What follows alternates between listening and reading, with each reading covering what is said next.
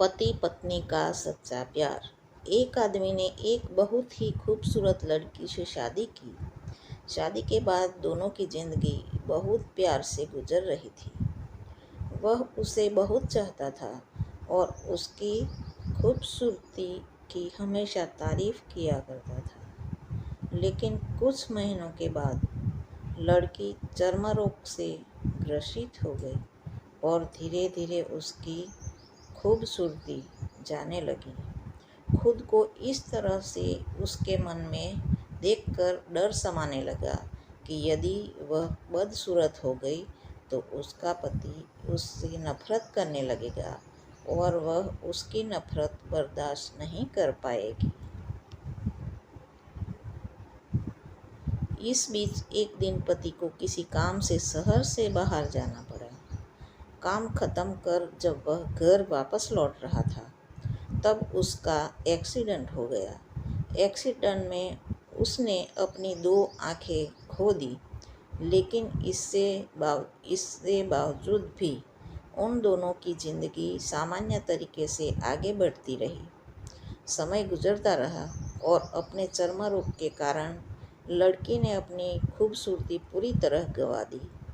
वह बदसूरत हो गई, लेकिन अंधे पति को इस बारे में कुछ भी पता नहीं था, इसलिए इसका उनके खुशहाल विवाहित जीवन पर कोई प्रभाव नहीं पड़ा।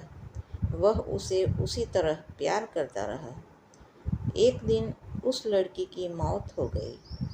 पति अब अकेला हो गया था।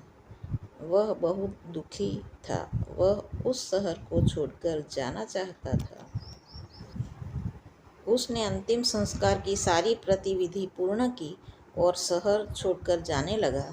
तभी एक आदमी ने पीछे से उसे पुकारा और पास आकर कहा, अब तुम बिना सहारे के अकेले कैसे चल पाओगे?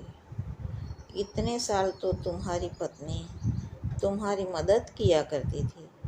पति ने जवाब दिया, दोस्त, मैं अंधा नहीं हूँ। मैं बस अंधा होने का नाटक कर रहा था, क्योंकि यदि मेरी पत्नी को पता चल जाता कि मैं उसकी बदसूरती से देख सकता हूँ तो यह उसे उसके रोग से ज़्यादा दर्द देता। इसलिए मैंने इतने साल अंधे होने का दिखावा किया। वह बहुत अच्छी पत्नी थी। मैं बस उसे खुश रखना चाहता था।